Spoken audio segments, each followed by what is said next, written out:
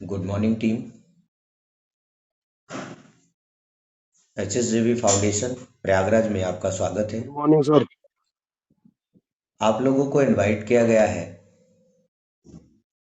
Company के विषय में जानकारी लेने के लिए कि कंपनी का मिशन क्या है, विजन क्या है, उद्देश्य समझने के बाद आपको करना क्या है। तो मैं परिचय से शुरू करूंगा। मेरा नाम आशीष पाल है। मैं इस कंपनी को 2018 से मैं अपनी मेहनत, अपना अनुभव दे रहा हूं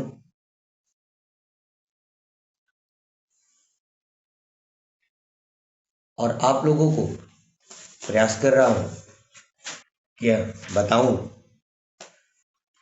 कि आप भी इस विकसित विकासशील भारत को विकसित करने के लिए अग्रसर हों और देश की हमारे जो गांव हैं, जिसको भारत की धुरी कहा जाता है, भारत का बेस कहा जाता है, नींव कहा जाता है, उसको कैसे मजबूत किया जाए।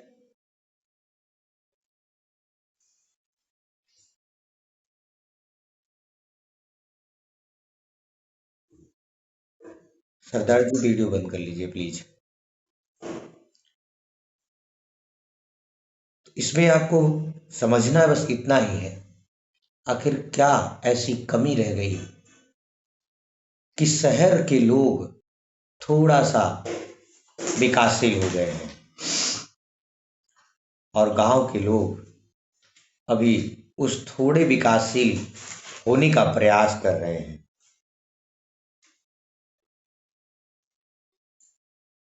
और हम क्यों अभी अपने होम टाउन में अपने करियर के लिए कुछ कर नहीं पा रहे हैं, अच्छी जॉब नहीं मिल पा रही है, सिक्योर जॉब नहीं मिल पा रही है। तो ऐसे कई कारण होंगे। तो आप लोग थोड़ा सा गहन विचार करिए। जो लोग 25 वर्ष के ऊपर हैं, जिनके पास मिनिमम 5 से 3 साल का जो नॉर्मल अनुभव होता है इस भारत में है,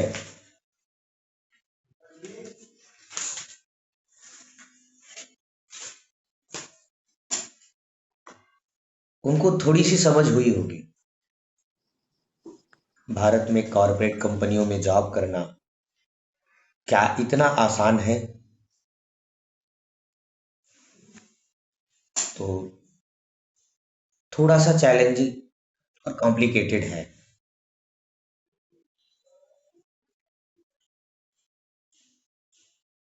तो हमें सबसे पहले अपने लिए, अपने परिवार के लिए, जब कॉरपोरेट जगत में हम कदम रखते हैं तो कुछ प्रमुख सावधानियां होती है जो हमें उठाना चाहिए। उस सावधानी को पालन करना चाहिए, बहुत बारीकी से समझना चाहिए।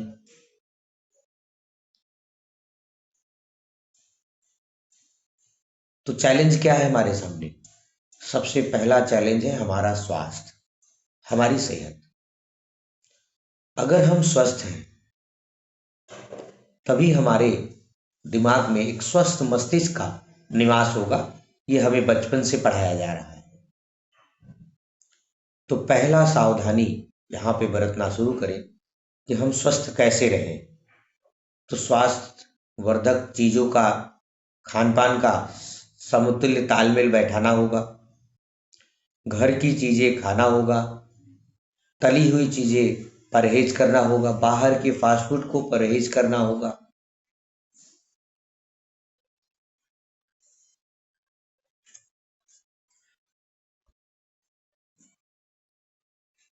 और समय नियम का पालन करना होगा।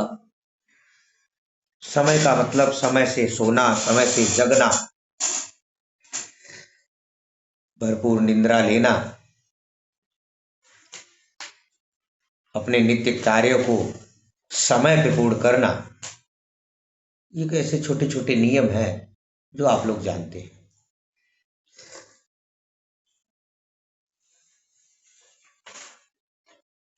अब बारी आती है करियर की स्वास्थ्य। तो करियर के स्वास्थ्य में चैलेंजेस ये है कि हमारा एडवाइजर कौन है, हमारा गुरु कौन है, हमारा कोच कौन है, हमें कौन कोचिंग दे रहा है, कि आपका करियर कहाँ है, कैसे है, आपको किस फील्ड में जाना चाहिए।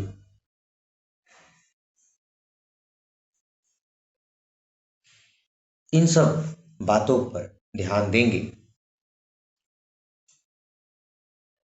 क्योंकि आपका करियर आपके लिए बहुत इंपॉर्टेंट है। आपके साथ में एक परिवार है, एक समाज है। हम हर एक व्यक्तियों से इस भारत का निर्माण हुआ है, और हर एक व्यक्तियों में अगर 50% भी सही दिशा में काम किए तो जिसकी वजह से भारत गतिमान है, चल रहा है। लेकिन 50% लोग जो मिसगाइड हुए हैं भारत में किसी न किसी कारण से, उनको समझना होगा कि प्रगतिशील भारत को, विकसित भारत बनाने के लिए, हम अपने परिवार को समृद्ध बनाने के लिए, संपन्न बनाने के लिए कुछ कठोर निर्णय लेने होंगे, कदम उठाने होंगे। तो थोड़ा सा परिचय जीवन शैली का हमने किया। अच्छा लगे फॉलो करिए, बात करिए, उस पर विचार करिए। हमें अच्छा लगता है कि आपका जीवन समृद्ध और सुखमय हो। अब हम बात करते हैं HSGV फाउंडेशन, HS कॉरपोरेशन, जो भारत के 15 राज्यों में मिलकर शिक्षा और रोजगार पर ही क्यों काम कर रहे हैं, क्योंकि भारत की सबसे बड़ी और विकट समस्या यही है। तो शिक्षा में हम कैसी शिक्षा की बात कर रहे हैं? जैसा कि आप लोग जानते हैं, शिक्षा तो भारत में चल ही रही है।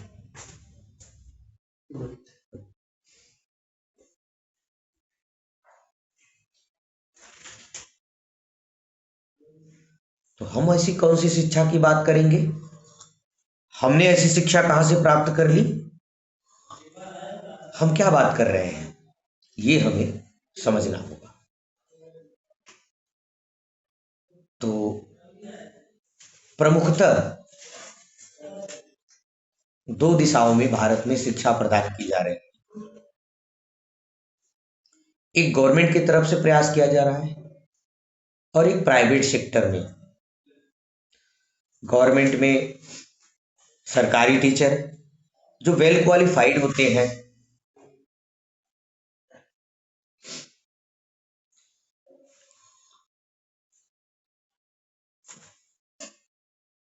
जल्दी इसमें नौकरी किसी को मिलती नहीं है।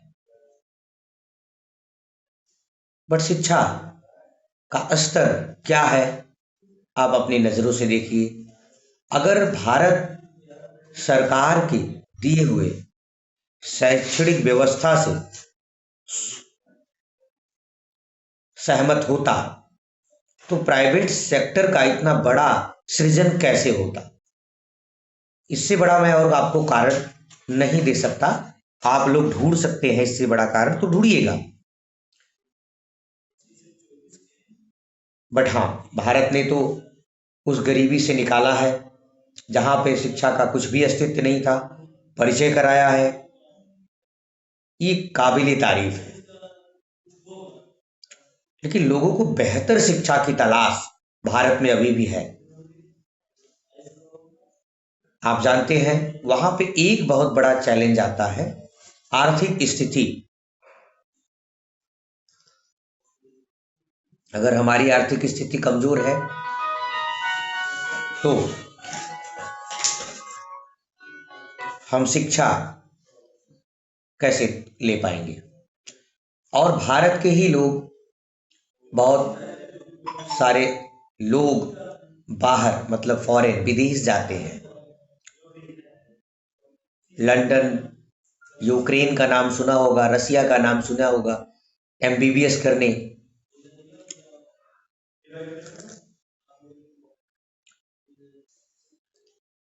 आईटी क्षेत्र में एमबीए करने, डिग्री डिप्लोमा, बीटेक एमटेक। तो हमें समझना ये है, आखिर जो बीटेक, जो एमबीए भारत में कॉलेजेज हैं और हम लोग कर रहे हैं, उसमें क्या कोई समस्या है? ये एक बहुत बड़ा गैप हमें समझना है। आखिर उसमें क्या समस्या है? बीटेक एमटेक यहां से भी होता है, विदेश से भी होता है। तो विदेश में और या भारत में ही जो अच्छे बड़े कॉलेज हैं, अगर वहां से आप बीटेक करते हैं तो आपका कैरियर बन जाता है।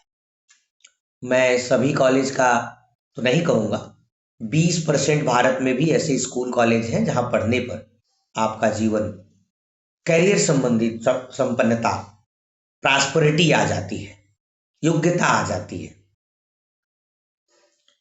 लेकिन 80% सिर्फ धंधा कर रहे हैं। हमें आपको बुलाकर, काउंसलिंग कर कर, ब्रेन वॉश करके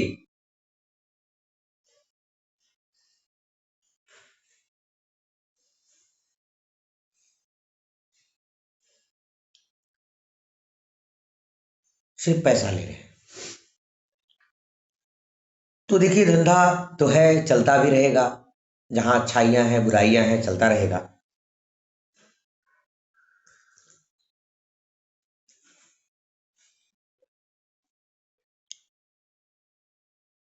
तो एचएसजीबी फाउंडेशन, एचएस कॉरपोरेशन दोनों मिलकर प्रयास कर रहे हैं कि शिक्षा वही आपको दी जाए या आपके बच्चों को दी जाए जो उनके कैरियर में काम आए। इसमें प्रमुख श्रेणी में हमारा आता है स्पोर्ट एकेडमी। हम गांव में क्यों स्पोर्ट एकेडमी, खेल संबंधित उन समस्त पहलुओं पे काम करने का विचार कर रहे हैं, प्रयास कर रहे हैं, आप लोग का उसमें साथ चाह रहे हैं, इसका ये पहला कदम है। दूसरा, कोचिंग सेंटर। पढ़ने के बाद लोग कोचिंग सेंटर भी पढ़ते हैं, उनको वहां बुला के अच्छी गाइडलाइन में किताबों को समझने के लिए, किताबों में डूब जाने के लिए। देखिए, रटने के लिए तो सिर्फ हम हाई स्कूल और इंटर की डिग्री प्राप्त कर सकते हैं, रट सकते हैं, परंतु समझने के लिए हमें मैनेजमेंट बनाना होगा। अब ये दो ऐसे पहलू पे हमने बात किया, सर्विसेज पे बात किया, जिसमें पुरुष वर्ग योग्य है।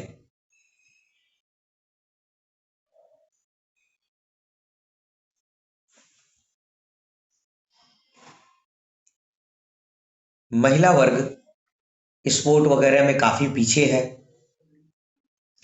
चूंकि भारत को समान रूप से विकसित करना है, तो महिला का भी उतना ही साथ चाहिए, क्योंकि वो अपने परिवार की उतने ही अमूल्य, अनमोल सदस्य हैं, जिनके बिना भारत या घर या गांव या देश का निर्माण नहीं हो सकता। तो भारत देश में सबसे बड़ी ये पुरुषों की ही लापरवाही रही है कि महिलाओं को उन पहलुओं से वंचित किया। हालांकि आज महिलाएं अग्रसर हैं, शिक्षा में उनको आगे ले जाया जा रहा है, आरक्षण दिए जा रहे हैं।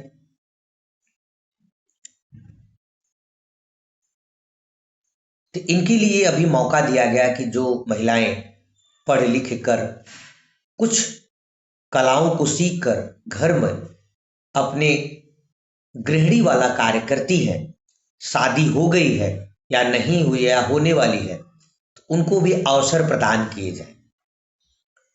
इसलिए सिलाई और ब्यूटिशियन को शामिल किया गया। ये 4 प्रकार की सर्विस इसलिए शामिल किया गया कि सूझबूझ के लोगों को यहां ढूंढा जा सके, सर्च किया जा सके। तो अभी जितने फील्ड के पदाधिकारी इस मीटिंग में हैं, उनको ये समझ लेना चाहिए कि यहाँ एक अच्छे और सक्षम योग्य लोगों की तलाश जारी है, जो 9 से 6 ईमानदारी से, निष्ठा से इस कार्य को पूरा कर सके। बहाने और एक्सक्यूजेस करने वालों की जरूरत नहीं है। आपको हमने बताया था, इस कंपनी में जैसे जब पंचायती राज का चुनाव आता है तो आप यहाँ एक स्टिकर, बैनर, पोस्टर लगना शुरू होता है। उसमें लिखा रहता है, व्यक्ति पढ़ा हो, लिखा हो या अनपढ़ हो, लेकिन उसके पोस्टर, बैनर पे लिखा रहता है ईमानदार, कर्मठ, जुझारू प्रत्याशी। तो इस कंपनी को भी वैसे ही कैंडिडेट, अभ्यर्थी, प्रत्याशी चाहिए कि अगर उस पद पे हम उन्हें चुनाव करें और रखें तो इस तरह से इसको ये अंजाम दे सके। उसका कारण भी है। और कंपनियों में और इस कंपनी में अंतर क्या है, थोड़ा सा आपको बताएंगे। क्योंकि 1 साल बाद सभी एम्प्लॉइयों के बच्चों की शिक्षा ये फाउंडेशन फ्री ऑफ कास्ट करेगी। तो आप सोच लीजिए, अभी जिस कंपनी में आप काम कर रहे थे या जो भी भारत में कंपनियों को आप जानते थे, उन्होंने तो आपसे नहीं कहा, नहीं बताया कि हम आपको ये सुविधाएं देंगे। क्योंकि एम्प्लाई भी कंपनी के लिए वास्तव में मेहनत करता है, इसमें कोई दो राय नहीं है, और कंपनी एम्प्लाई के भरोसे ही चलती है। तो आप हमारे एक परिवार हुए, लेकिन आपने एक उपेक्षा महसूस की है। क्या भारत की कॉरपोरेट कंपनियों ने, एनजीओ ने, ट्रस्ट ने, फाउंडेशन ने आपको वो सम्मान दिया? कहने के लिए परिवार, कहने से आप परिवार नहीं हो जाएंगे। जब हम एक दूसरे के परिवार की तरह दुख सुख को, बोझ को उठा पाएंगे, झेल पाएंगे, तब ये माना जाएगा। आपने तैयारी की है इस कंपनी के प्रत्येक जिले में ऑफिस खोलने की। आपके बिना हम नहीं कर सकते। अगर वो ऑफिस खुल गया आपके दम पे, तो आप इस कंपनी में बने रहेंगे, इसकी क्या गारंटी है? अदर कंपनियों की तुलना में आप समझिए, एम्प्लाई निकाले भी जाते हैं, आप भी छोड़ देते हैं। आप स्वेच्छा से छोड़ दे तो हमें कोई बात नहीं है, लेकिन हम आपको नहीं निकाले इसकी श्योरिटी हम आपको देना चाहते हैं। क्योंकि आपको ही हम अपना परिवार समझते हैं और आगे ले जाते हैं, तो उसके कुछ नियमावली, एग्रीमेंट होते हैं। अभी आपका शुरुआत है, प्रोबेशन पीरियड चल रहा है, अपॉइंटमेंट लेटर और इन सब चीजों के बाद वो एग्रीमेंट भी होता है कि आजीवन आप हमारे एम्प्लॉय हैं। कुछ गलतियां हैं जो आपको नहीं करना है, कुछ नियम है जो आपको पालन करना है, उसकी सजा, पनिशमेंट आपको मिल सकती है, लेकिन आपको जॉब से नहीं निकाला जाएगा। उसी की तैयारी चल रही है। हमें जरूरत है आपको, आप जैसे साथियों की, भाई बंधुओं की, बहनों की जरूरत है। आपके बिना हमारा मिशन पूरा नहीं होगा। हम एक दूसरे की इज्जत करें, जिसे डेडिकेशन, डिसिप्लिन कहते हैं, मैनर्स कहते हैं।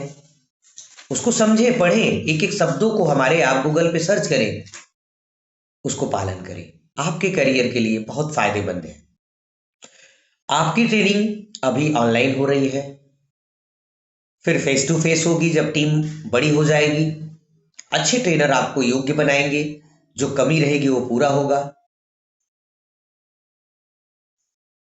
1 साल बाद आपको एमबीए जैसे कोर्स और डिग्रियों से नवाजा जाएगा, पढ़ाया जाएगा, ताकि आप अपने करियर में एक सक्षम इंसान बन सके।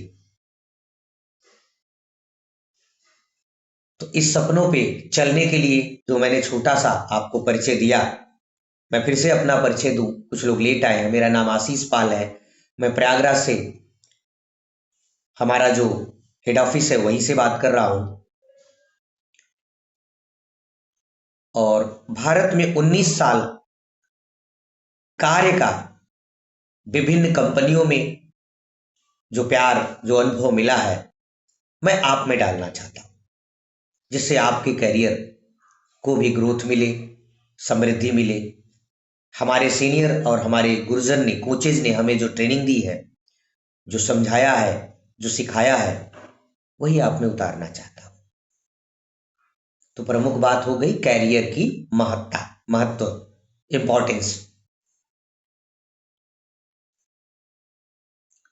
इसीलिए हम काम करेंगे। तो आज के लिए बस इतना ही। मैं थोड़ा सा कुछ रूल्स बता दूं। मॉर्निंग का यही लिंक आपको हम कार्य की जानकारी देते हैं। इसी लिंक में 1 बजे आप ज्वाइन करके कोई क्वेश्चन आंसर कर सकते हैं। अब आपके मन में कोई डाउट है वो पूछ सकते हैं, और आपके ऑफर लेटर आपके कम्युनिकेशन से आपको मिलते रहेंगे।